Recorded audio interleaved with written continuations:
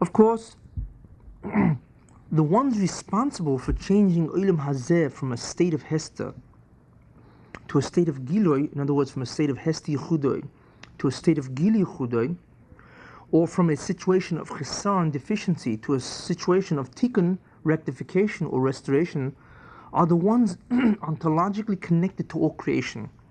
In other words, that they are connected to all four Olamas or existential planes, all the higher dimensions. These are the Masaknim who presently and for the last 4,000 years have been identified as the Jews. Only a Masakin can intervene and alter Olam Hazeh as regards its degree of Yuchud manifestation. This is the true power of the Jew and his true spiritual identity, the identity as a Masakin status. In order for a Masakin to accomplish this feat or task, that is to alter the state of Olam Hazeh from one of Hesti Yechudoi to one of Gili Yechudoi, he must possess the proper instrument or method, the Oifen, and with this instrument he can achieve the Tikkun HaKloli of all creation. Before we proceed to clarify the precise nature of this instrument, we already can identify and explain 3 of the 7 terms which I had enumerated previously.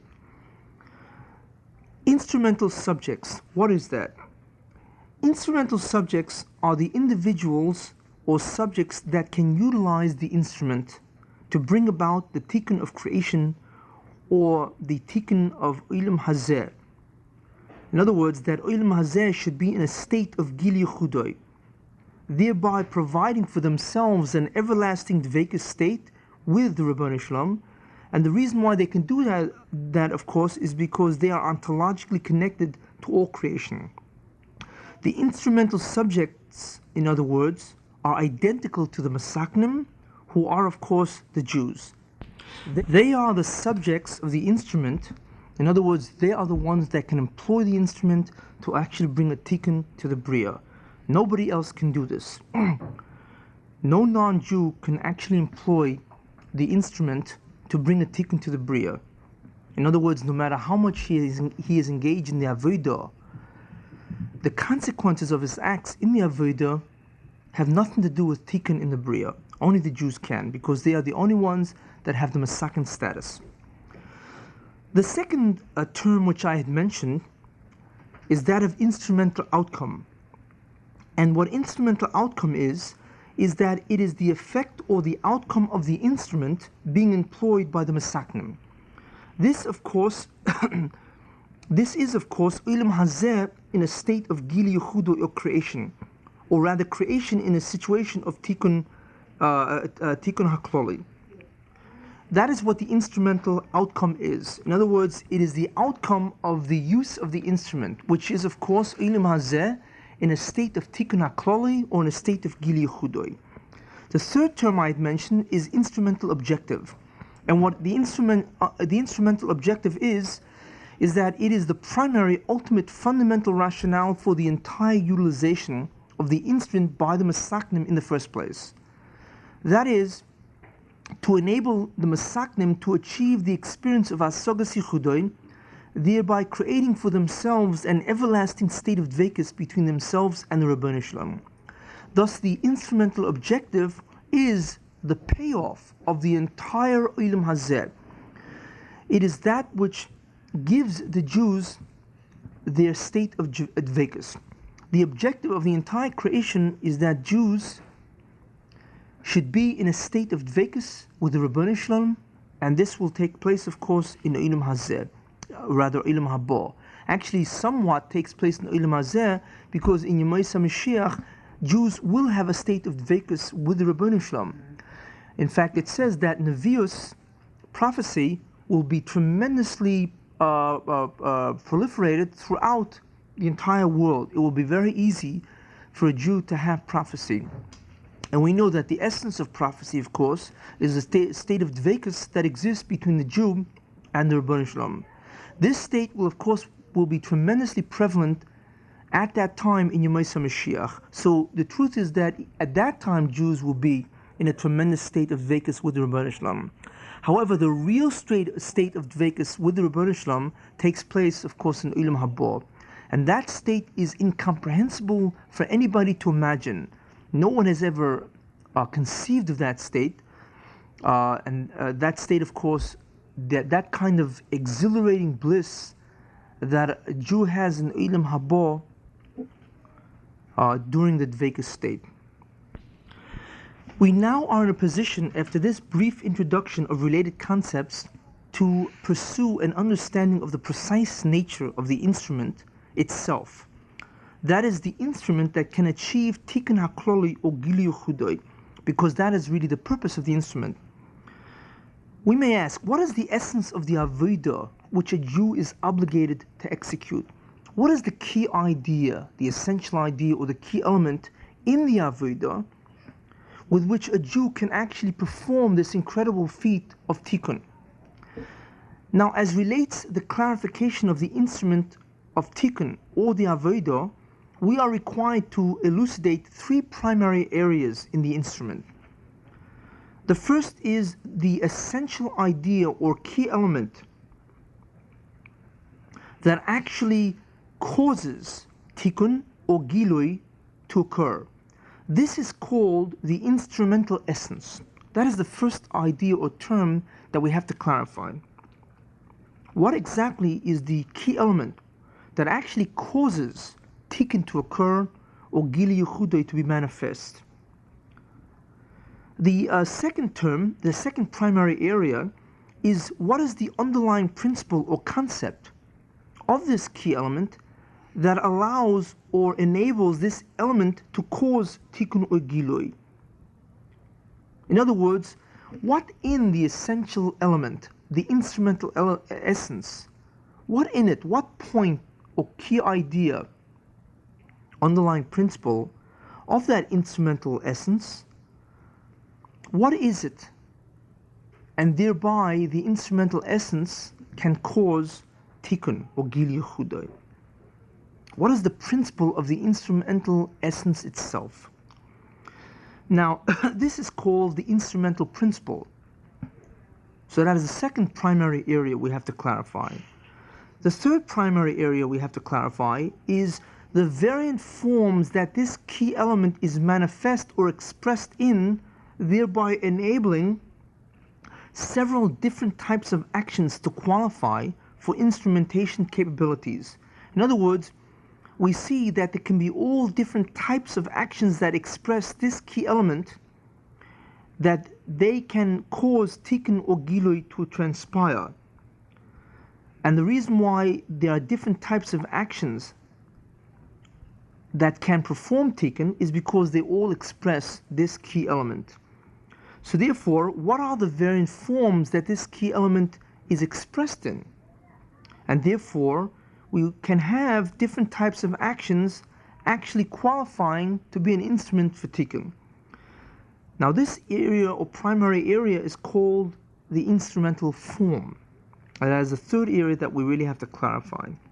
Those three ideas, the instrumental essence, the instrumental principle, and the instrumental form, will tell us an enormous fundamental grasp of the structure of the Avodah. Now let us take a look at the instrumental essence, or the key element of the Avodah. Now the instrumental essence or key element of the Avodah, the essential idea, is the fundamental concept of Edus Yichudai. And what is Edus Yichudai? The testimony or declaration through one's behavior, actions, observances, and performances that the Rebbeinu Shalom is absolutely one. Edus Yichudai, that declaration and testimony, is the key element in the Avodah. And what that does is that what Edus Yichudai means is that one testifies to the absolute oneness of the Rebbeinu Shalom. And what that oneness means, it basically includes several ideas. One is that he is the source of all being, and he is the continuous source of all being. The second idea is as a result of the fact that he is the source of all being, he is the consequent master of all being.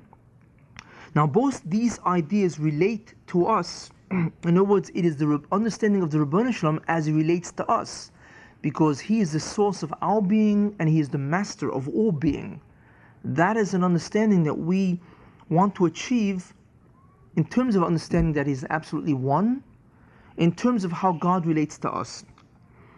Now, other understandings in the concept that God is absolutely one is as He relates to Himself. And that comprises the following ideas: that He is being or existence per se, also that He alone therefore truly is. Since God is existence per se, therefore He is, merely because He is existence per se. It also includes the idea that He must be, because existence must be.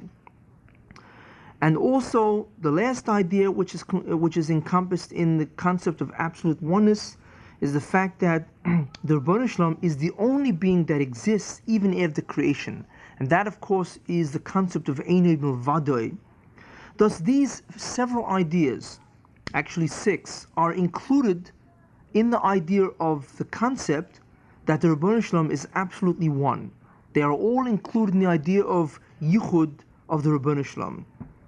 Thus, Eidus Yichudoi is when one attests and professes that the reality that we perceive is an actuality or reality based upon and pervaded by the Yichud of the Ribono Shel Olam. And that this Yichud of the Ribono Shel Olam should shape one's behavior and actions. In realities, these 3 ideas, that the Ribono Shel Olam is absolutely one, that His oneness is the pivot of reality, or in other words, that reality is an expression of His oneness. And the third idea, that one's behavior should be determined by the Ribono Shel Olam's absolute oneness, these 3 ideas are also subsumed under the concept of Eidus Yichudoi, that is expressed through one's behavior and actions.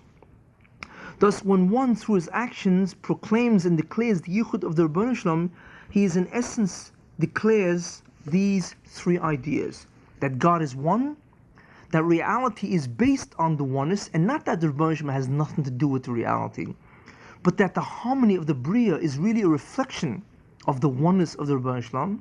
That's the second idea. And the third idea, that since God is one, and that reality is based on His oneness, it is proper to exhibit behavior which conforms to the oneness of the Bria.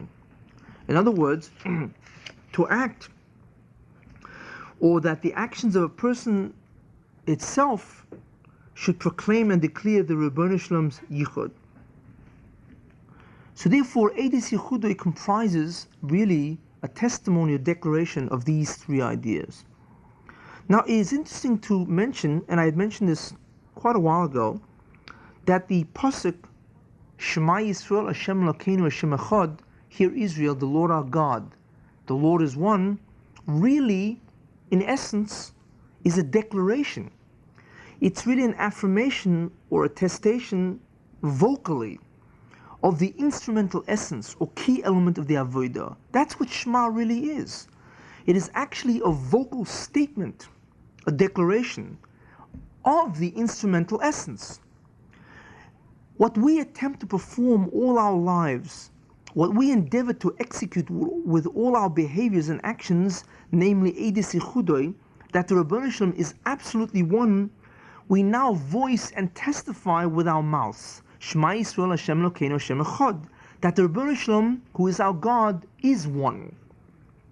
We say this pasuk at the end of our lives because this pasuk is a concise statement, a true summary, and a precise declaration of what our lives should constitute, namely the Eidus Yichudoi of the Ribono Shel Olam through all our behaviors and actions. Thus, the Shema statement is in reality, and this is really what Shema Yisrael really is, it's a declaration of the instrumental essence itself, or that key element in the Avodah that makes the Avodah just what it is and just what it can do, namely, the instrument whereby one can achieve the Tikkun HaKlali or Gili Yichudei of creation. That's what Shema really is. It is the instrumental essence. And it tells us what the essential key idea of the avodah is, namely Eidus Yichudai. Eidus Yichudai in any mitzvah is the essential kernel, the key causative factor, then, that enables the mitzvah to operate as an instrument or device which can cause tikkun or gil yichudi to occur. That is what enables a mitzvah to do its job. It is the Eidus Yichudai element in the mitzvah that makes the mitzvah the instrument. In fact, without the Eidus Yichudai, the mitzvah could never perform a tikkun. All mitzvahs have Eidus Yichudai in them, as we'll explain later. In fact, the last letter of Shema, which is an ayin, and the last letter of Echad, which is a dalad, spells out the word aid, or witness, which is precisely what one is supposed to be as regards the yichud of the Ribono Shel Olam. You're supposed to be a witness testifying what? Shema Yisrael Hashem Elokeinu Hashem Echad. That's why the ayin and the dalad, by the way, which is enlarged in a Sefer Torah, is really saying what a Jew should be. Be an aid, a witness, testify what? The pasuk of Shema Yisrael Hashem Elokeinu Hashem Echad. In addition, these letters, the ayin and the dalad, reversed, form the word da. Aid backwards is da, which means no, which is precisely the objective of one's being an aid to the yichud of the Ribono Shel Olam. Namely, that as a result of one's Eidus Yichudai, one will comprehend and know the yichud, that yichud, when Olam Hazeh will pass through the second stage, namely that of Gil Yichudai, which of course is brought about by one's testimony and declaration of the Ribono Shel Olam's yichud in the first place. In other words, the testimony itself is the pasuk Shema Yisrael Hashem Elokeinu Hashem Echad. That is the instrumental essence. That is what gives the mitzvah its power to masakin.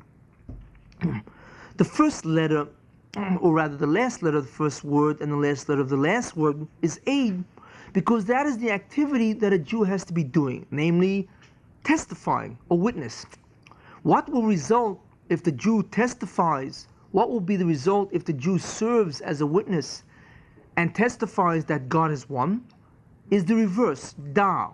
He will know the Eidus Yichudai that he testifies himself.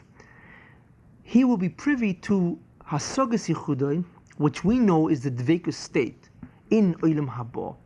So it's interesting that Shema Yisrael contains the essence of the entire Avodah. It is the instrumental essence, what a person is supposed to testify. In other words, the instrumental essence is that a person is supposed to testify to the yichud, the oneness of God. It tells you the activity of a Jew, that he must be an aid to this statement that God is one.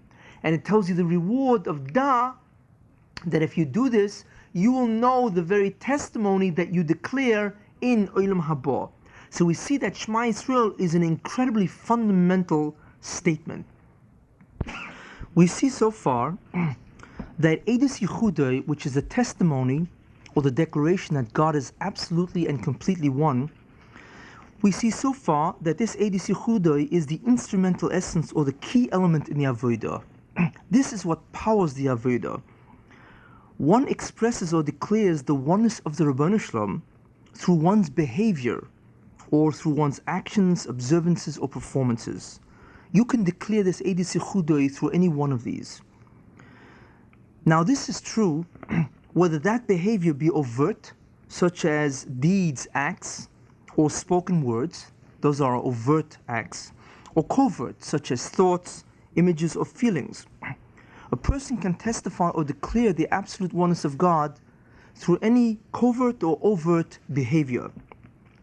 Thus, a person is made Yehudai, testifies to the oneness of God in all the different dimensions that he strives or behaves in, whether it be the physical dimension, doing or speaking, whether it be the emotional dimension, feeling, or the mental dimension, thinking and imagining. The concept of Eidus Yichudai can be expressed in all of man's behavior, cutting across all the behavioral dimensions he exists and operates in. So we see, therefore, that Eidus Yichudoi, to declare and testify the absolute oneness of God, is not merely on the physical plane, but it really cuts across all the different dimensions that an individual or person strives in. And man strives in basically three dimensions. Physically, he physically acts, he speaks. He strives in the emotional plane, emotional dimension, he feels, and he strives in the mental dimension, he thinks and he imagines. Man exists or strives or behaves in all these dimensions. And in all these dimensions, he can declare or testify to the oneness of God. We observe thus far that the essential idea of the instrument, the key element of the avodah, and the instrumental essence of those observances and actions that can bring a tikkun to creation is the concept of Eidus Yichudoi. In other words, the testimony or the declaration of the complete and total oneness of the Ribbono Shel Olam.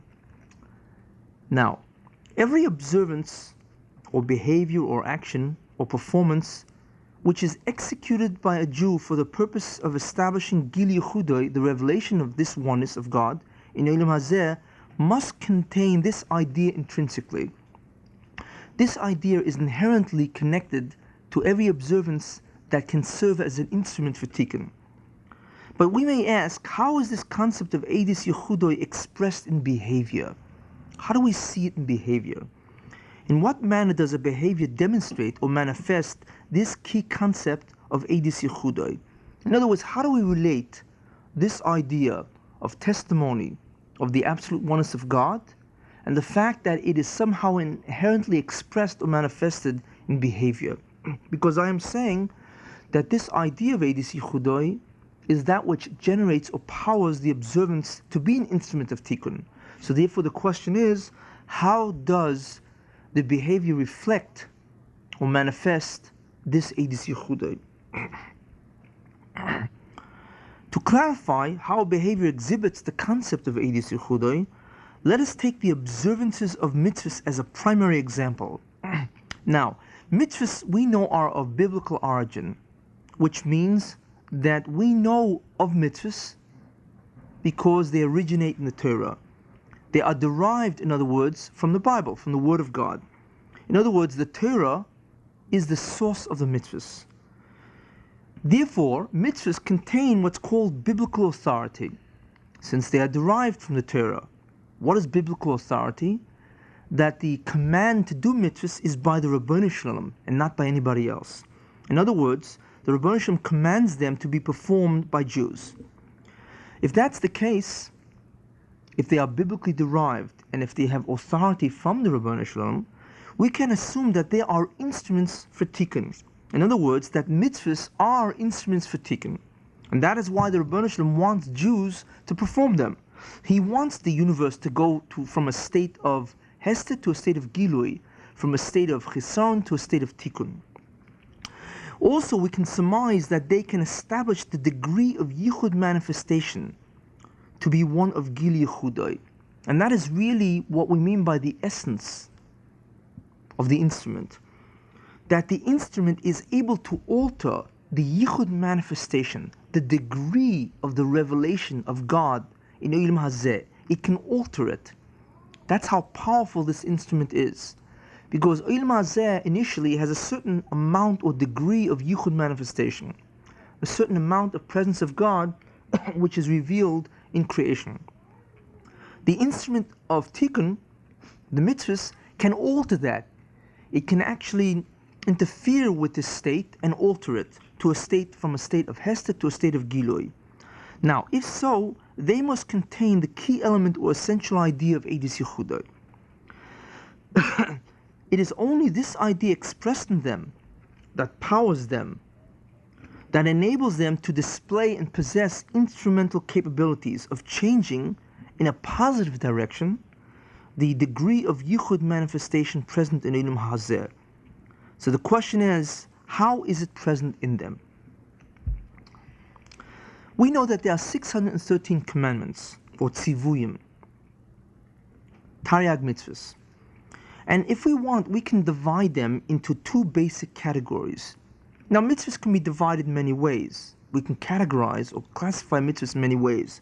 We can classify them by positive commandments, mitzvahs aseh, and negative commandments, mitzvahs lo aseh. We can classify mitzvahs according to what they do. Some mitzvahs deal with laws of agriculture, in other words, products that you have to give away after you reap the harvest. Some laws deal with time constraints, Shabbos and so on. Some laws deal with ownership and so on. However, I'd like to divide the mitzvahs along another parameter. I would like to divide the mitzvahs in two categories. The first category is from the standpoint of a mitzvah being in opposition or conflict with a person's desire or interest. In other words, there are those mitzvahs which are in conflict. They oppose a person's desire or interest because they are against his needs, his drives, or his urges. Now, it doesn't make a difference if the mitzvah is positive, it's a mitzvah aseh, as for instance eating in a sukkah. In that case, if the mitzvah is eating in a sukkah, then the reason why the person would oppose eating in a sukkah is because the sukkah is cold and it's damp. So the performance of a mitzvah aseh, eating in a sukkah, is contrary to the needs of a person. Or it does make a difference if it's a mitzvah aseh or mitzvah lo aseh. In other words, a negative tzivoy, for instance, mitzvah treifa. And the reason why a person would be against eating treifa is because if he is hungry and he is weak, obviously he wants to eat what's readily available. And whether it's treifa or not doesn't really make a difference. So therefore, if there's a mitzvah not to eat treifa meat, that is obviously in opposition to a person's needs, drives, his desires, and his interests. This is the first category of mitzvahs. Those mitzvahs which oppose and basically conflict with a person's desire or interest. Now, the second category of mitzvahs is from the standpoint of a mitzvah being in conformity and agreement with a person's desire and self-interest. In other words, the mitzvah is in harmony with his needs, his drives, and his urges. Whether it be a mitzvah aseh, for instance, eating matzah on Pesach. Let's say a person loves to eat matzah, and we are commanded to eat matzah the first night of Pesach. In that case, the mitzvah is in total conformity with his desires and his interests. Or if it's a mitzvah lo aseh, and the mitzvah is in conformity with a person's desire. What's a good example of that? For instance, the prohibition against eating blood or insects. Now, there's a mitzvah lo aseh, not to eat blood, lo seichal dam, or not to eat many insects and so on. And that obviously is a lo aseh, a negative commandment, but it's in conformity with a person's desires and interests. A person wouldn't eat blood even if he wasn't commanded, nor would he eat insects. Generally speaking, anyway. Depends where you come from.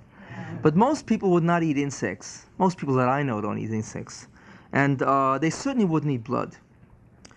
So therefore we see that mitzvahs can be divided basically into two categories. Along the parameter of, is the mitzvah in opposition and in conflict with the person's desire and interest, or is the mitzvah in agreement, in accordance, in conformity with a person's desire and interest? That is the way I want to divide the mitzvahs, because we will see that in each kind, in each category, the idea or the concept of Eidus Yechudoi is expressed. Now, let us take a mitzvah in opposition to and in conflict with a person's desire and interest to demonstrate how the performance of that mitzvah declares the yichud of the Rebbeinu Shalom. What will be observed is that this manner of Eidus Yechudoi extant in this mitzvah of category 1 is really true for all mitzvahs in that category. In other words, category 1. We will then take a mitzvah which is in concurrence and conformity to a person's desire and self-interest and demonstrate how the performance of that mitzvah attests to the yichud of the Rebbeinu Shalom. Then we will observe, in other words, what will be observed is that this manner of Eidus Yechudoi exhibited by the mitzvah is true for all mitzvahs in that category, which is category 2. In other words, I have divided the mitzvahs into 2 categories along the parameter of, is the mitzvah in opposition to a person's desire and interest, or is it in conformity with a person's desire and interest? And all 613 mitzvahs are either in opposition or are either in conformity. And there are degrees of opposition and degrees of conformity.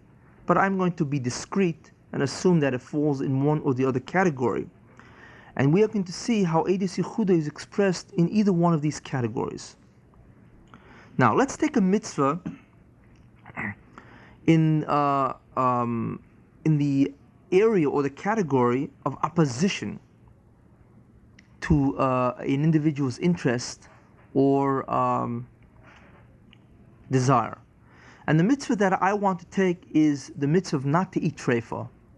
That's a loisase treifa, loisase kol nevela, or whatever. You cannot eat treifa. Okay, and obviously the reason why it's in opposition is because of hunger and weakness. Let's take a classic example. Let's see how this illustrates how if a person observes the mitzvah, he is in essence being made Yechudai. For instance, or for example, you are walking along, you are famished and you are weak, and you've spent all day walking, let's say in Manhattan. All of a sudden you smell this delicious food, this odor which is emanating from a restaurant, but this restaurant happens to be treifa. Now, you have needs, namely you have to have a food supply to give you energy, and therefore you have a drive. The drive is hunger to make sure that you get up and secure the food. Now, the fact that you have a need and a drive for food creates an intense desire and an interest to eat the treifa food in the restaurant.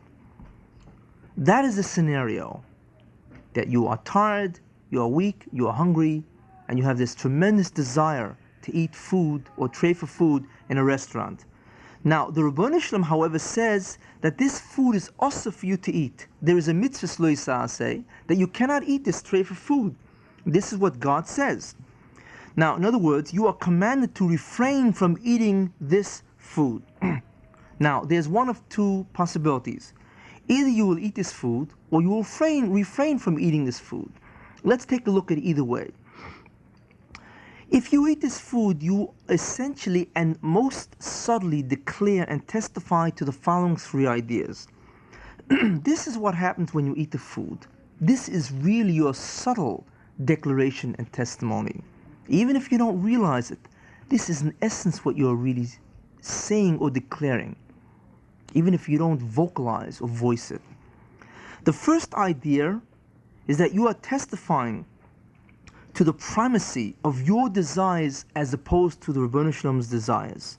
It is your desire to eat.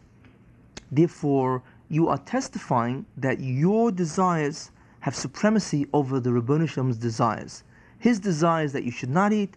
Your desire is that you should eat. When you eat, you are really testifying that your desires have supremacy to the Ribbono Shel Olam. In other words, what you in essence are doing is, I want to fulfill my desires.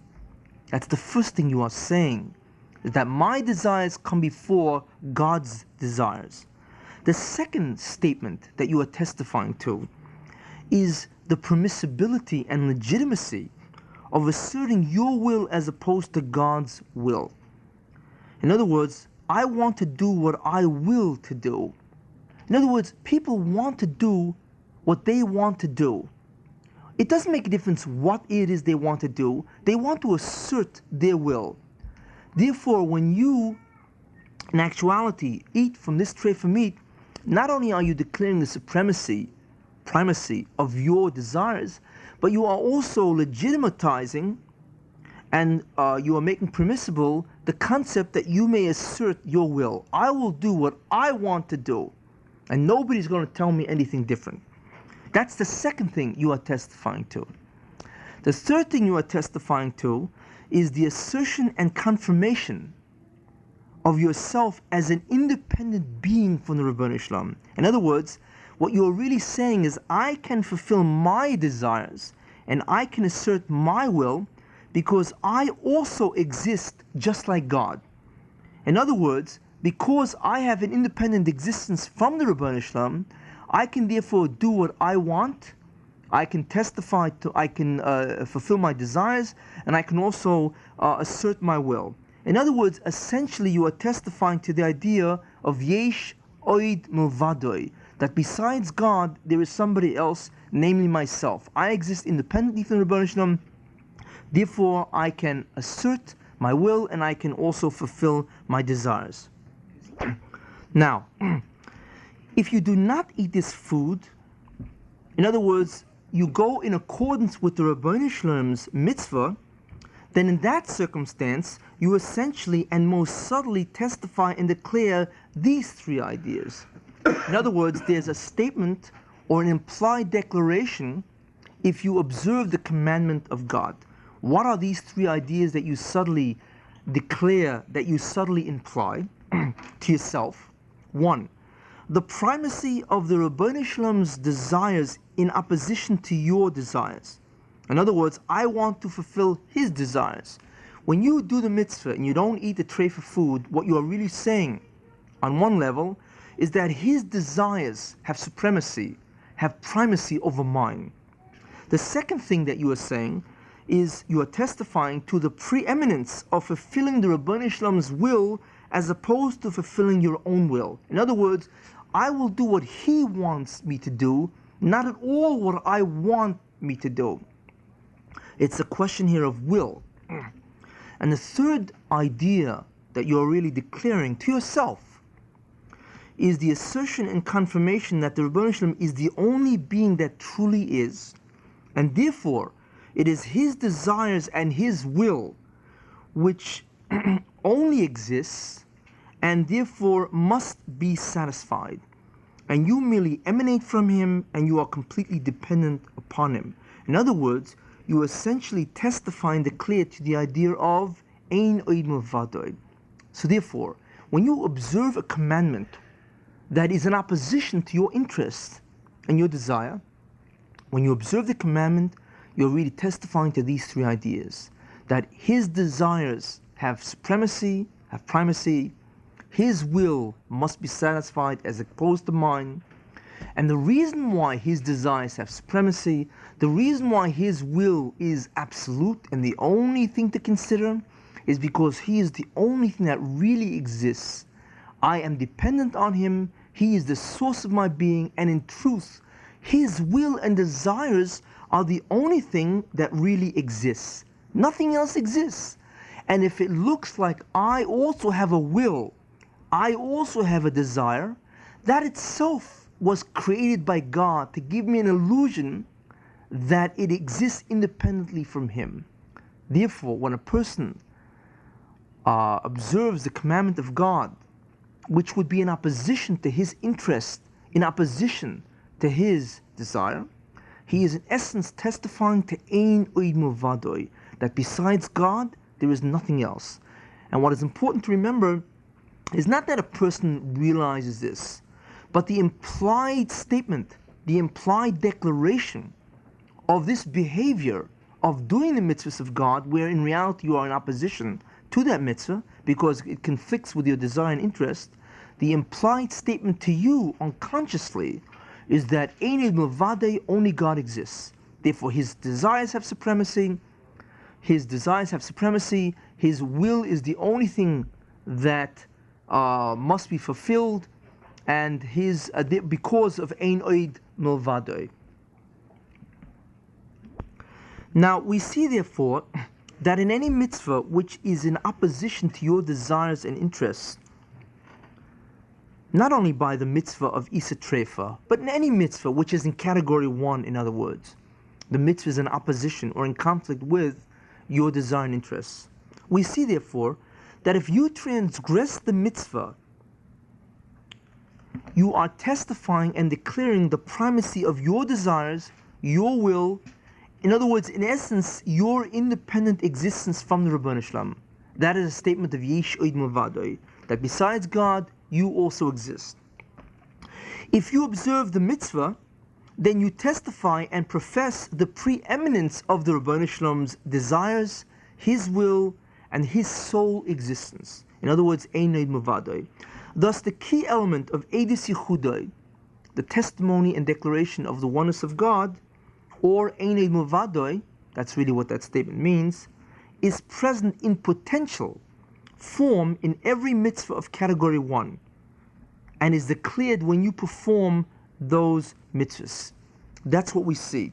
That potentially in category 1, all the mitzvahs of category 1, those mitzvahs which are in conflict with your desires and interests, in potential there is a statement of Einei Milvadoi to be said.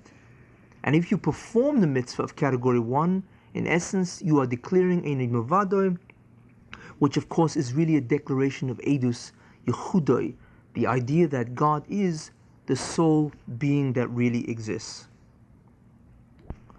Now, let's take a look at category 2. Let's take a mitzvah in category 2, which is when the mitzvah is in agreement and conformity to your desire and self-interest, and see how Edus Yechudoi is intrinsically expressed and reflected through this mitzvah.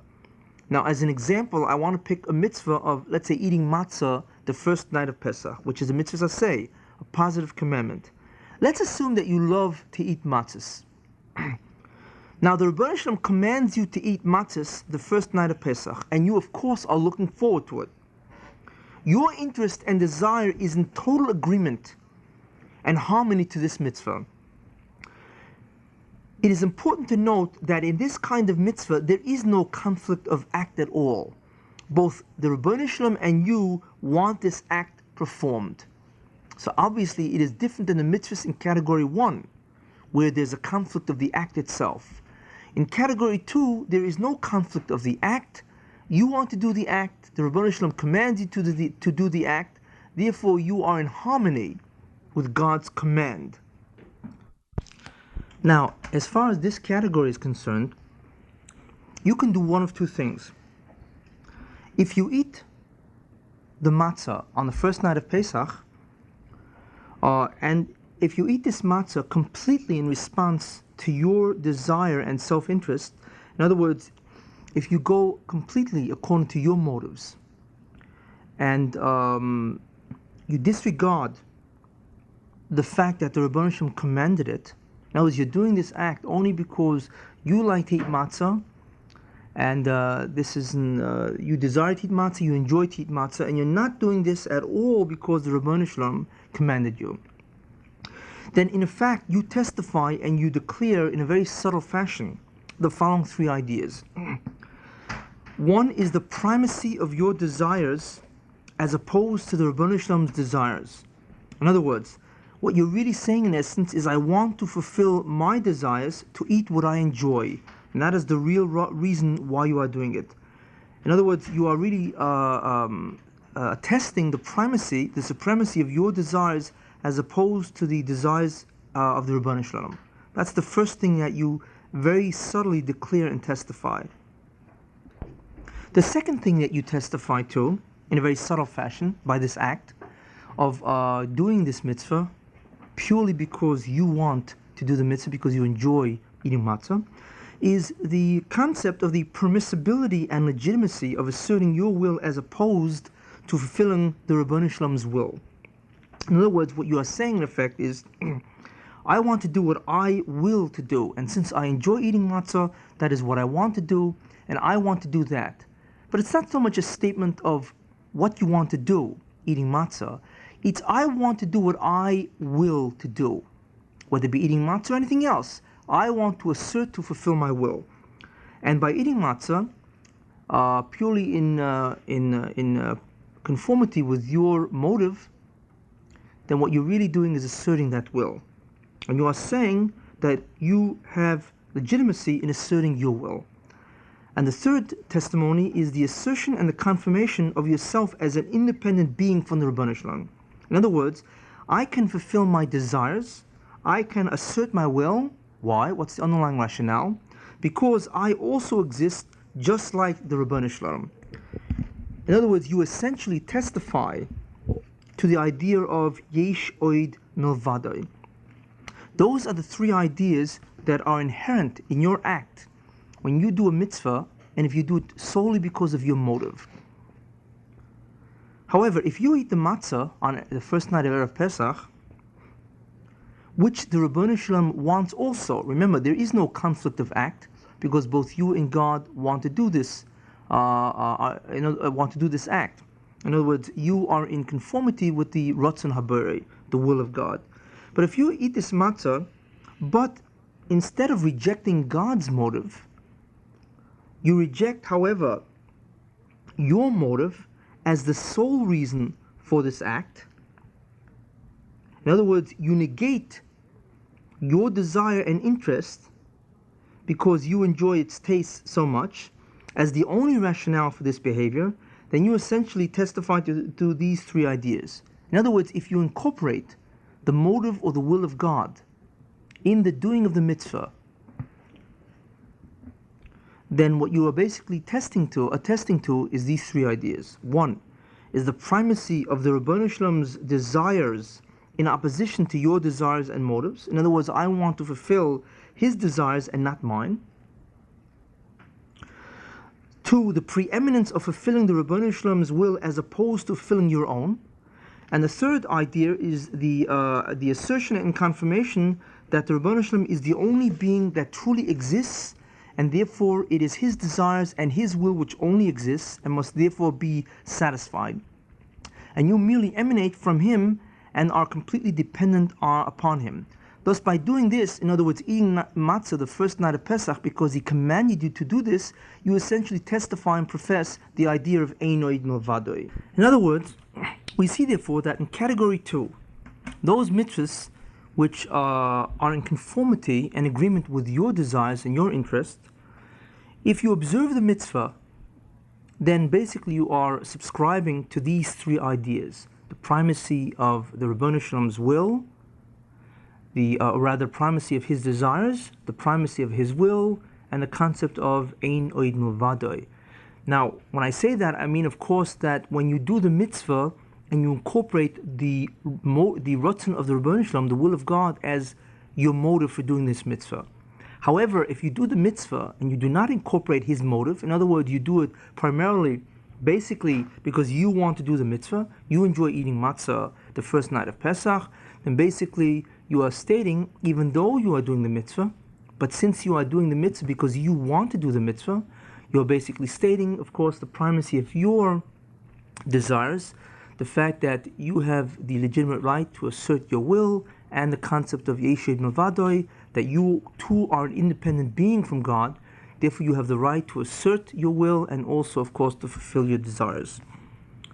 So we see, therefore, that in the category 2, where the mitzvah is in conformity and agreement with your desires and your self-interest, the conflict that exists is what is the motive of the mitzvah. In other words, there's no conflict of act, but there is a conflict of motive. Do I want to incorporate the motive of God? Do I want to incorporate his desire and his will as an underlying rationale for my behavior? Or do I want to reject and negate it and merely do this act, this mitzvah, because I want to do it, because it fulfills my desire? That is really the conflict in the mitzvahs of category 2. We see, therefore, that as regards any mitzvah which is in conformity and agreement with your desires and self-interest, not only in the example of eating matzah, if you perform the mitzvah only in response to your desires and motives, and not at all because the Ribbono Shel Olam commanded you to do so, you are in essence testifying and declaring the primacy of your motives and interests, the supremacy of your will, and in essence the concept of your independent existence from the Ribbono Shel Olam. And we know this means basically Yesh Od Milvadoi. However, on the other hand, if you perform these mitzvahs because the Ribbono Shel Olam commanded you to do so, and not because you want to do them because you enjoy these mitzvahs, then in essence you are professing the primacy of the Ribbono Shel Olam's desires and motives, the preeminence of his will as that which should be fulfilled, and the concept that only he truly is and we are completely dependent on him. And consequently, of course, only his desire and will is significant and must be satisfied. This, of course, means Ein Od Milvadoi. And of course, Einod Milvadoi is identical to the statement of Eidus Yichudoi, because when we testify and declare the absolute oneness of God, what we are really saying is Ein Od Milvadoi, that besides God, nothing else really truly exists. And we who do exist, we who have been created, really emanate from Him. We are part of Him.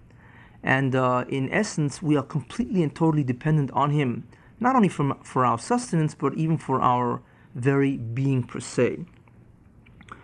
Thus, the key element or the essential idea of the Avodah, namely Eidus Yichudoi, because that is the essential idea behind the Avodah, we see that this Eidus Yichudoi is present potentially in every mitzvah of category 2, and is declared when you perform these mitzvahs in response to the Rebbeinu Shalom's desire and motive. We now see, therefore, how Eidus Yichudoi is present in every mitzvah that we do. If it's category 1, the mitzvah which is in opposition to your desire and interest, because it is in conflict with your needs, your drives, or your urges, we see that Eidus Yichudoi is potentially reflected in each mitzvah of this category, because there is basically an opposing tendency between you and the Rebbeinu Shalom concerning this act. So if you capitulate and transgress, then of course you declare your absolute supremacy, your independence from God. However, if you capitulate and do the mitzvah, then of course you declare the absolute oneness of God, that His desires and His will should be the one that should be, of course, performed. We also see that in category 2, the mitzvah which is in conformity and agreement with your will, we also see that Eidus Yichudoi is potentially present in every mitzvah of that category. Because even though there's no conflict of act, because both you and God want you to do the act because you enjoy it, it's part of it, conforms to your desires, it conforms to your needs, your interests, your drives, urges, and so on. We see also that if you capitulate and do the mitzvah with God's motive as part of your motive, then in essence you are also declaring Ein Od Milvadoi. However, if you do the mitzvah without any motive of God, in other words, you do it solely because of your motive, your desires and your interest, then of course this is a statement of Yesh Od Milvadoi, and that is why you are doing it. You exist independently of God, therefore you are entitled, of course, to do the mitzvah purely on the basis of your motive. Now, if we examine or analyze the mitzvahs in either category, category 1, where the mitzvah is in opposition to one's desire and interest, and category 2, where the mitzvah is in conformity to one's desire and interest, we really observe two levels of avodah in every mitzvah. What I call the elementary level of the avodah and the profound level of the avodah. It must be remembered, however, that both levels of the avodah are significant. In other words, before I explain them, you should know that both levels of the avodah in every mitzvah, in both categories, are significant, and that both levels bring a tikkun to creation. But one level is far more powerful than the other in being masakin creation. In other words, it's a far greater instrument for tikkun purposes. And that's what I want to do. I want to analyze the two levels of avodah that every mitzvah can express, no matter whether it be category 1 or category 2. Every mitzvah has both levels of avodah possible for it. It is up to the individual performing the mitzvah, the masakin using this mitzvah for tikkun purposes, to determine which level he wishes to be oved in. Most people remain at level 1, the elementary level of avodah. Very few people go to level 2, which is the profound level of the avodah. But it is really up to the masakin, the individual, to determine exactly to what extent, when he does a mitzvah, to what extent will he be oved. Now, let us look at a mitzvah in both categories to understand the two levels of avodah that is possible. Now, category 1, which is a mitzvah that opposes one's desires and interest. Now, I had taken the mitzvah of Isa Treifa, that you're not allowed to eat treifa meat, and I'd used this previously as an illustration. So let's use it again to illustrate the two levels of avodah. Now, what has to be remembered in all category 1 mitzvahs, those mitzvahs which are in opposition to your interest and your desires, there is a conflict of act over the mitzvah. The opposition or the conflict takes place in the very act itself. Should I do this act or should I not do this act?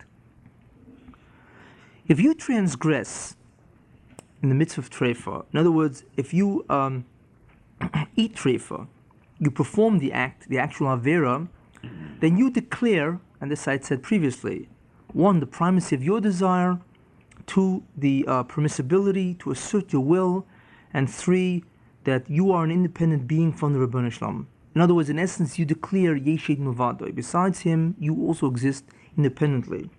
That's if you transgress.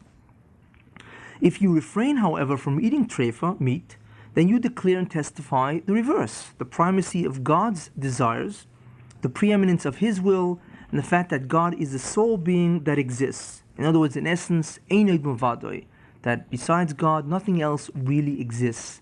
And anything that was brought into creation is really part of God himself. And of course, it's totally dependent on the Ribbono Shel Olam. But when you think about this, even so, when you refrain, let's assume you do the mitzvah and you do not eat treifa meat, you refrain. If you think about it, there still is opposing and conflicting desires between God and yourself. Let's assume you do not eat the treifa meat. So you declare his primacy of his desires, his will, and that God is Einod Mavadoi. But the truth is, when you think about it, there is still something in you that opposes God. You still desire to eat of the forbidden meat, to eat treifa meat, and therefore you still wish or will to eat.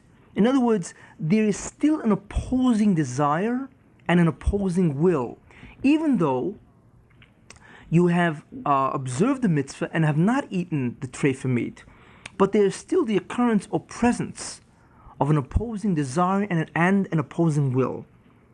If that's the case, we now see that there is now a second level of avodah which is possible.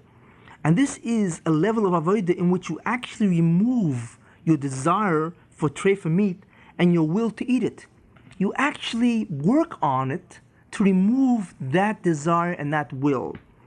Thus, the first level of avodah concerning this mitzvah of not eating treifa meat is where you abstain from transgressing, which in this case means you refrain from eating treifa, notwithstanding your existing opposing desire and will. The second level of avodah concerning this mitzvah is where you succeed in removing even your opposing desire and opposing will to eat this treifa meat altogether. Thus we see that there is no opposition to the desires and will of the Ribbono Shel Olam at all. So we see what the two levels of avodas really are. Even though you succeed in doing the mitzvah and not eating treifa meat, you still have an opposing tendency. You still have a desire to eat that meat, and you still want to eat that meat. So therefore, you are conflicted still, even though you've listened to the Ribbono Shel Olam. Therefore, we see that there is room, or there is the applicability, in essence, of two different forms of avodah. The first level of avodah, in other words, where you abstain from the act of eating treifa meat, is called the elementary avodah. It is where you simply obey the Ribbono Shel Olam by not transgressing the mitzvah. Do what God said. You live in accordance with the will of God. He wants you to do this mitzvah, you do it. Do not eat treifa, I'll do it. Eat in a sukkah, I will do it. Even though there is an opposing will, an opposing desire. The second level of the avodah, however, is what's called the profound level of the avodah. And that is whereby all opposition to the Ribbono Shel Olam's desire and will is totally removed. In other words, there is no desire or will for treifa meat. In other words, you have worked on yourself to such a degree where you're not even tempted by treifa meat in a restaurant. There's no desire whatsoever, there's no even will to want to eat it. That's a different level of the avodah, where there's not even a conflict. You have removed yourself from category 1, so to speak, as regards this mitzvah, because this mitzvah does not even present to you a conflict. That is the second level of the avodah, and it's a much higher level of the avodah. Thus, not only do you observe the mitzvah, but there is no more opposing desire and will against the mitzvah. Now, in both levels of the avodah, whether it be the elementary level or the profound level, one is made yichudoi by performing the mitzvah. However, in level 2 of the avodah, the edus yichudoi, the testimony to the absolute oneness of God, the edus yichudoi of your act is far more intense, far more comprehensive than in level 1. Because in level 1, you are testifying that Einel Mavadoi, you do his act because Einel Mavadoi, but there still exists in you an opposing tendency, a conflict. I still want to eat the trefa meat. I want to eat the trefa meat. I will to eat the trefa meat. It's still there. But if you succeed in removing even that opposition, then the edus yichudoi is obviously very different. That there is not even a self that opposes God. Not only do I listen to what God wants in terms of the act that He requires, but God is Einel Mavadi to such an extent where I will remove my own desires, my own will, contrary to God's will. In truth, the ultimate level of avodah that must be reached by all Jews really is level 2, even though it's enormously difficult. But that is really the avodah level which the Rebbeinu Shalom wants, because that is the greatest testimony of edus yichudoi of all, because it is a complete negation of self to such an extent where there is no opposition to God, because you believe that God is Einel Mavadoi. It is the level of all great tzaddikim and kedoshim that were found in Klal Yisrael. Thus, in every mitzvah of category 1, and I used mitzvah Isa Trefa, not eating trefa meat, as an example. In any other mitzvah of category 1, where the mitzvah opposes your desires, your interest, you should know that both levels, the elementary and the profound, are found. They are both applicable to every mitzvah in category 1. Thus, in all mitzvahs of category 1, the elementary level of avodah, and I am stating this in general terms, the elementary level of avodah in all mitzvahs of category 1 is where the mitzvah is performed even though one possesses an imposing desire and will. You do the will of God. If He wants you to do a mitzvah lo yisaseh, then you do that. You refrain, for instance, from eating treif meat. If He wants you to do a mitzvah aseh, for instance, eating in a sukkah, even though it's very cold outside and it's damp, you do that also. But there's still an opposing desire and will not to do the mitzvah.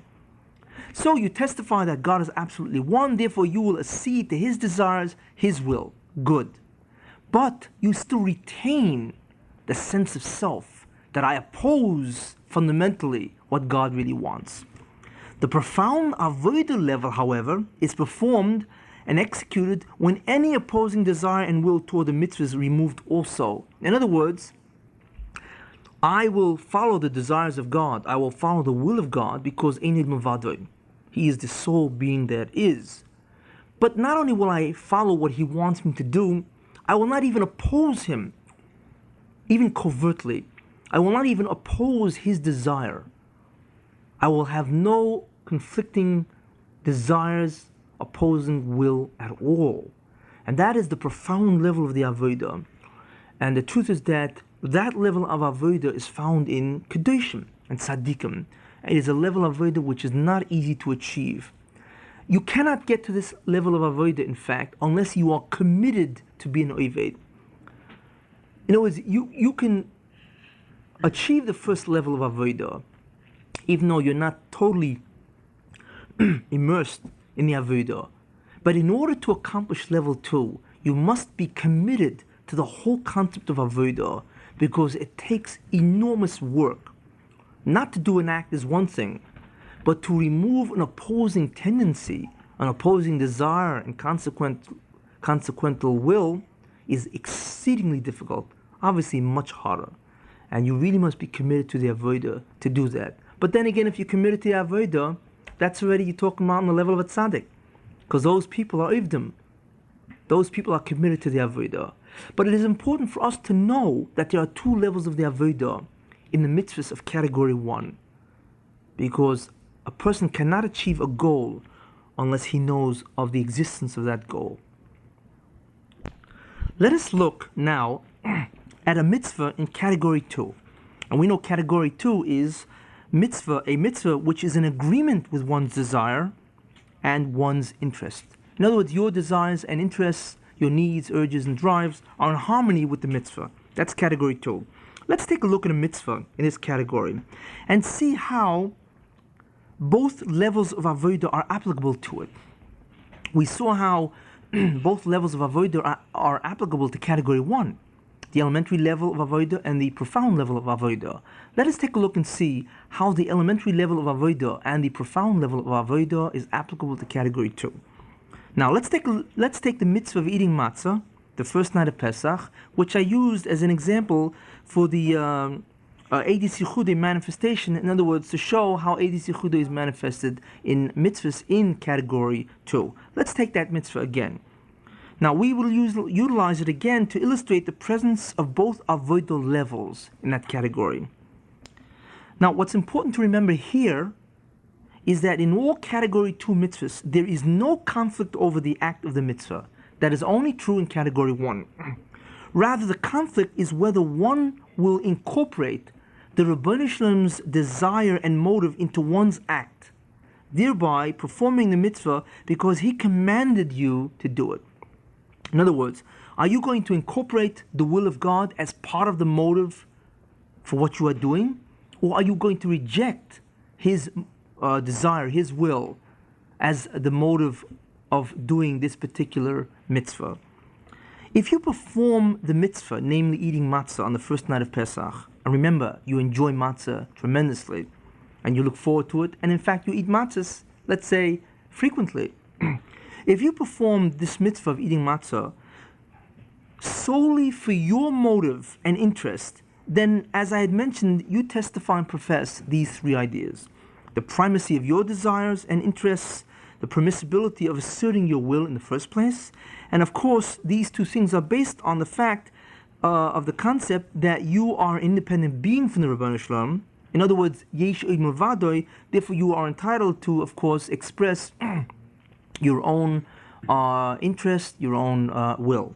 However, if you perform the mitzvah of eating matzah because the Rebbeinu Shalom commanded you, in other words, you are incorporating, you are appendaging the Rebbeinu Shalom's desires and will toward your motive, you are incorporating that, then of course you attest to these 3 ideas: the primacy of the Rebbeinu Shalom's motives and interests, the preeminence of his will, and of course the basis of that is that only the Rebbeinu Shalom truly exists and you merely emanate from him, and of course you are totally dependent on him. Of course, this is a statement of ein od milvadoi. Now, but if we take a look at it, even if you do the mitzvah in that way, in other words, even so, when you incorporate his motive in the performance of the mitzvah and you adopt it as your motive, there is still the presence and permeation of your desire and will in the mitzvah act. In other words, you are eating matzah also because you desire it and therefore you want to eat it. So there you are eating the matzah, again, for 2 fundamental reasons. One is because God commanded you, you've incorporated his desires, and you've made them part of your motives. But the truth is that you are eating the matzah because you want to eat it also. You desire matzah, and therefore you are eating this matzah because of the fact that you exist independently. You have a right to do what you want to do, and that is, of course, to carry out what you desire. So therefore we see that there is a second level of avodah, even if you perform the mitzvah of category 2. And that is where you actually remove your desire and will. In other words, your self-interest as the motive for this mitzvah act, namely eating matzah. And that, of course, leaves only the Ribbono Shel Olam's desire and will as the sole motive for executing this mitzvah. Thus, the first level of avodah concerning this mitzvah, namely eating matzah on the first night of Pesach, is where you incorporate the Ribbono Shel Olam's will as part of your motive framework for doing the mitzvah, even though your own desires and interests also exist side by side as the underlying motive for this mitzvah act. That is a mitzvah, and you are incorporating God's will as part of the motive, but this is level 1. Level 2, however, level 2 of the avodah concerning this mitzvah of eating matzah on the first night of Pesach is where you succeed in removing your desire and self-interest as the motive altogether, leaving the will of the Ribbono Shel Olam as the only motive, the only reason why you are doing this mitzvah, namely eating matzah. And of course that is an extremely difficult level of avodah, because it means again that you must remove the self-interest in doing a mitzvah, and thereby lies the opposition. Because when you have to do a mitzvah, even though it's in harmony with your desires, you oppose removing your own desires as a motive. So the first level of avodah is where you allow the desire of the Ribbono Shel Olam as part of the motive, well and good. But the second level of avodah is where you remove your own desires as the motive for the performance of this act. And that again, of course, is extremely difficult. Now the first level of the avodah, which of course is the elementary level, is thus the incorporation of the Ribbono Shel Olam's will as a motive for your mitzvah performance. That is the first level of the avodah. That's the simple level, the elementary level. The second level of the avodah, which is the profound avodah level, is where you remove all self-interest whatsoever as a motive and perform the mitzvah only because the Ribbono Shel Olam commanded it, only for His will, only for His sake. In both levels of the avodah, one is made yechudoi by performing the mitzvah because of the Ribbono Shel Olam's will. However, in level 2 of the avodah, the degree of edus yechudoi of one's act is far more intense and comprehensive than level 1, and therefore it brings about much greater amounts of tikkun in creation. And we see why. In level 1, when you do the mitzvah of eating matzah, then in essence what you are doing is you are incorporating the Ribbono Shel Olam's desire and His will into your motive. So that itself says, why are you doing this? Because you believe that God's will, God's desires, of course, are supreme. However, you still oppose the removal of your will. You still have a contribution of self being expressed in that mitzvah. Therefore, level 2 is when you remove even the expression of self, which manifests itself, of course, as your desire, and therefore your opposing will, therefore your will to eat the matzah because you enjoy it. In truth, the ultimate level of avodah that should be reached by all Jews is level 2. It is the level of all great tzaddikim and kedoshim in Israel. Thus, in general terms, in every mitzvah of category 2, both levels, the elementary and the profound, occur. Thus, in all mitzvahs of category 2, the elementary level of avodah, in other words, that category where your interests, your desires are in harmony with the mitzvah, the elementary level of the avodah is where the desire and will of the Ribbono Shel Olam is incorporated as a motive besides your own desire and will in doing the mitzvah. And that is because you hold the desires and the will of the Ribbono Shel Olam to be supreme. However, the profound level of the avodah is performed in mitzvahs of category 2 when your desire and will itself is removed from being a motive at all. And we know, of course, this is very difficult to achieve. So we see a contrast that in the category 1, where the mitzvahs are in opposition to your desires and interests, level 1 is where you cease, where you refrain from doing the act. Level 2 is when there's no opposition whatsoever. There's no opposing desire or will. In the category 2 of mitzvahs which are in conformity and agreement with your desires and interests, level 1 is where you incorporate the Ribono Shel Olam's will. You take cognizance of the fact that He commanded you, and you say, yes, I am doing this mitzvah because God commanded me. However, in level 2 of that avodah is when you remove the expression of self in this mitzvah. And that is that part of the motive is also because I desire it, and therefore I want to do this mitzvah because it somehow fulfills my needs and drives. We now see therefore that both category 1, category 2, mitzvahs in either category have two levels of avodah expressed in it. The elementary level of avodah and the profound level of avodah. And as I said, they are both difficult to perform. And as I said in category 1, the only way you can do level 2 in category 2 is you must be committed to the avodah. It is impossible to do it by just the normal perfunctory manner that most people do mitzvahs. People will do mitzvahs because God commanded them. That is a level of avodah, because that itself is not easy. Because you'd much rather disregard God and do it because you want to do it. You don't want to have any owners or bosses over you. But to say, to remove self, to remove how self expresses itself, namely to do the mitzvah because only of the Ratzon of the Ribono Shel Olam is extremely difficult.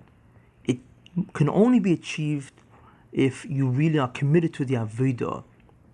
And of course, one can think of the strategies. How does one go about doing level 2 in either category? And that, of course, is a whole different topic. That's included in the ideas of Musar, the technique of actually being oived. How do you overcome your opposing tendencies, your opposing will and desires? And how do you overcome the fact that you always have self invested in any act that you do? That is part of Musar. That's the whole study of the avodah. And of course, that is very much dealt with in the Sefer Mesilas Yesharim, which was written by Rav Moshe Chaim Luzzatto. But in any case, I come here merely to mention the framework of the avodah, that there are two levels of avodah, the elementary level and the profound level, in either category of mitzvahs. Now, it is important to note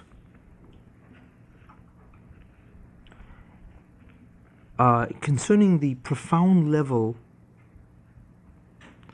of the avodah, I wanted to add a certain idea, and that is that it is important to note concerning this level, concerning the level of avodah, the profound level of those mitzvahs in category 2. In other words, those mitzvahs which are in agreement with one's desire. That's category 2. Now, concerning the profound level of the avodah of those mitzvahs in that category, and we know what the profound level of the avodah of the mitzvahs in that category is, to remove one's desires and interests as a motive for the performance of the mitzvah. That's really what it was, if you remember. That not only does one incorporate the Ratzon, the motive of God, the desires of the Ribono Shel Olam as a motive for this mitzvah, but he removes his own motive for the observance of this mitzvah. In other words, only the will of God is the motive for the observance of this mitzvah, not his own. That's the profound level of the avodah. Now, what I wanted to add, that to remove one's desire and interest as a motive for the performance of the mitzvah does not mean to remove one's enjoyment and pleasure concerning this mitzvah. In other words, that one derives from this mitzvah. That's not what's meant. On the contrary, one is commanded to partake of permitted earthly pleasures to elevate it. In other words, the pleasurable material to the Ribono Shel Olam's service. Actually, one really should enjoy whatever he is permitted to whatever extent he can. If not, then Chazal tell us that he will be held accountable on Yom Hadin for this neglect, which is something rather interesting, that if you fail to take advantage of the different pleasures of this world which are permitted, then on the contrary, you will be held accountable on Yom Hadin for this omission. So we see therefore that when I say that one has to remove one's desire and one's interests from the observance of a mitzvah, it does not mean that one has to remove his pleasure or his enjoyment. Rather, the second level of the avodah concerning the mitzvahs of category 2 means that you must remove the pleasure and enjoyment that you derive from the mitzvah from being a motivating factor in your observance of the mitzvah. You must reach a level where the sole motive and reason for doing the mitzvah is only the Ratzon HaBorei, the will of the Creator, and not your desire and interest that emanates from the pleasure and enjoyment that the mitzvah provides. In other words, of course you can enjoy the mitzvah and derive pleasure, but that should not be your motive. Rather, the motive of performing the mitzvah in category 2, of course, is solely for the Ratzon of the Ribbono Shel Olam. This is the essence of the profound level of avodah. Thus, the mitzvah is done totally in response to the Ratzon Hashem, to the will of God. Your desires and interests contribute nothing by way of being a motive for the observance of the mitzvah. And that's very important to remember, that when we talk about the second level of the avodah, the profound level of mitzvahs in category 2, in other words, mitzvahs which are in conformity to your desires and interests, when we talk about this, what is meant, of course, is that you derive pleasure and enjoyment from doing the mitzvah, from doing the act itself. However, what is important to remember is that you are not supposed to employ this or incorporate your pleasure and enjoyment as the motive for doing the mitzvah itself. You see? So therefore, you do the mitzvah solely for the motive of the Ribbono Shel Olam. However, when you do the mitzvah, of course you can enjoy the mitzvah. For instance, if you eat matzah, if you eat matzah and you enjoy the taste, you can enjoy the taste of matzah. But what's important is that when you're eating the matzah, the reason why you're eating the matzah is only for the will of God, only because God commanded, and for no other reason. And that is why you're doing it. You should not be eating the matzah because the pleasure in it is providing some aspect of motive. That's important to remember. See, actually, this really answers the question that sometimes people ask: how can you stop yourself from letting your desires and motives be, rather your desires be the motive for doing something because of the pleasure involved? In other words, biologically, we experience pleasure if we eat certain things, for instance. How can you remove a biological fact? And the answer to that is you can't. But what you can do is you can remove the biological fact of the pleasure and enjoyment as being the reason, the rationale for why you are doing the mitzvah. And that is what's required. Not to remove the pleasure and the enjoyment while you're doing the mitzvah, but to remove the fact that this pleasure and enjoyment can serve as the motive. In other words, you should be doing the mitzvah solely because the Ribbono Shel Olam wants you to do the mitzvah. And that is really the avodah of the second level, the profound level of the avodah. In summary then, every mitzvah, whether it be in conflict with your desires, which is category 1, or in conformity with your desires, which is category 2, every mitzvah contains, by your observing it, the declaration of Ein Od Milvadoi, which of course is Eidus Yechudoi, or instead, by your transgressing it, it contains the testimony and declaration of Yesh Od Milvadoi. That's what we see. That every mitzvah, if you observe it, then you are testifying Ein Od Milvadoi, which is Eidus Yechudoi, the declaration of the absolute oneness of God. If you transgress it, then you are declaring Yesh Od Milvadoi. This is true of every mitzvah, whether it be category 1 or category 2. Now, in all mitzvahs of category 1, there is always present 3 conflicts. The first conflict is a conflict of act or desire, and that is, it expresses itself as my desire and act performance, or the Ribono Shel Olam's desire and act abstention, in the case of a mitzvah lo yaseh, like trefa, which is a negative commandment. In other words, my desire to perform the act of eating trefa, or the Ribono Shel Olam's desire to abstain from eating trefa. And of course, if it's a mitzvah aseh, a positive command, for instance, the mitzvah of sukkah, then the conflict of act or desire goes this way. My desire or act abstention not to eat in the sukkah, that's my desire, or your desire, the Ribono Shel Olam's desire and act performance, to eat in the sukkah. In other words, in every mitzvah of category 1, there's always a conflict of the act or the desire itself. That's the first conflict. The second conflict is the conflict of will, and that expresses itself as either my will, which of course is actualized through my behavior, it's asserted through my observance of what I want to do, or the Ribono Shel Olam's will, your will, which of course is actualized and asserted through my capitulation toward your will.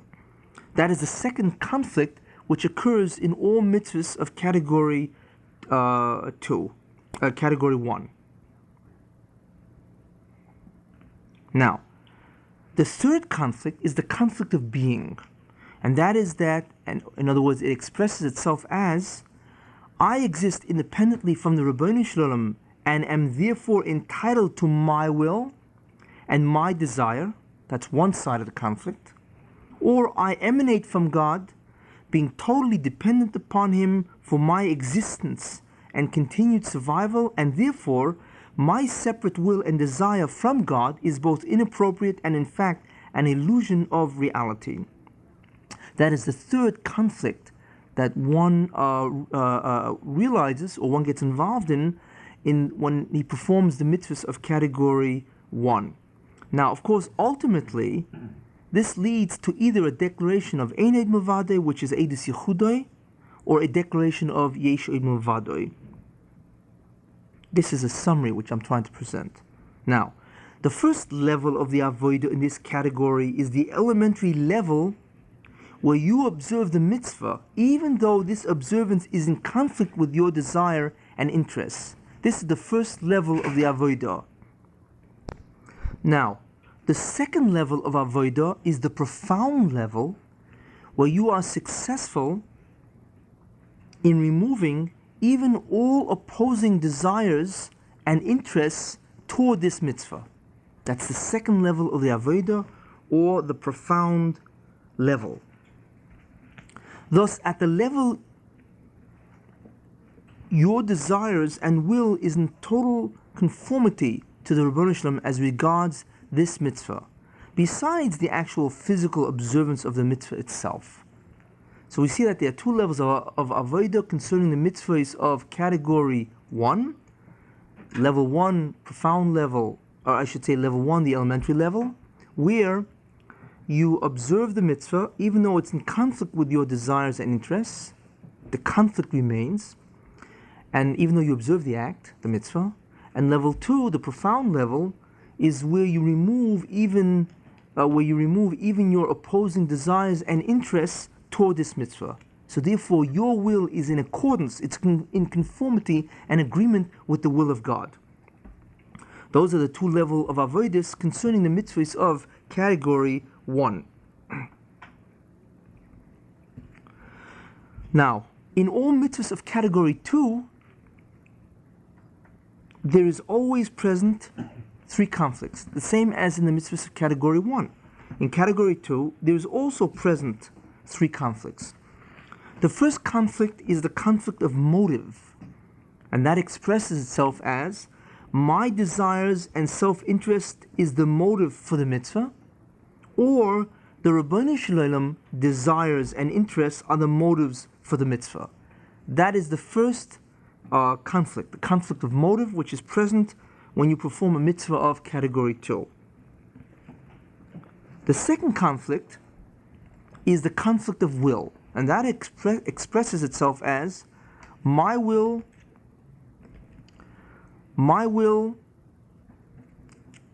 is actualized and asserted through my motive of self-interest. In other words, the fact that I am employing self-interest as the motive for doing this act or mitzvah. My will, of course, is therefore actualized. I'm doing what I want to do, namely, I want to do this act for my own self-interest. So that's one side of the conflict. The second side of the conflict is, or is it the Ribbono Shel Olam's will? Is his will actualized and asserted through my incorporating his desires as the motive for my behavior and action? And the third conflict, which takes place when one does a mitzvah in category 2, is what's called a conflict of being. And that is that I exist independently from the Ribbono Shel Olam, and therefore am entitled to my will and my desire as the motive for my behavior, namely the mitzvah. Or I emanate from the Ribbono Shel Olam, being totally dependent upon him for my existence and continued survival, and therefore a separate will and motive from the Ribbono Shel Olam is both inappropriate and in fact an illusion of reality.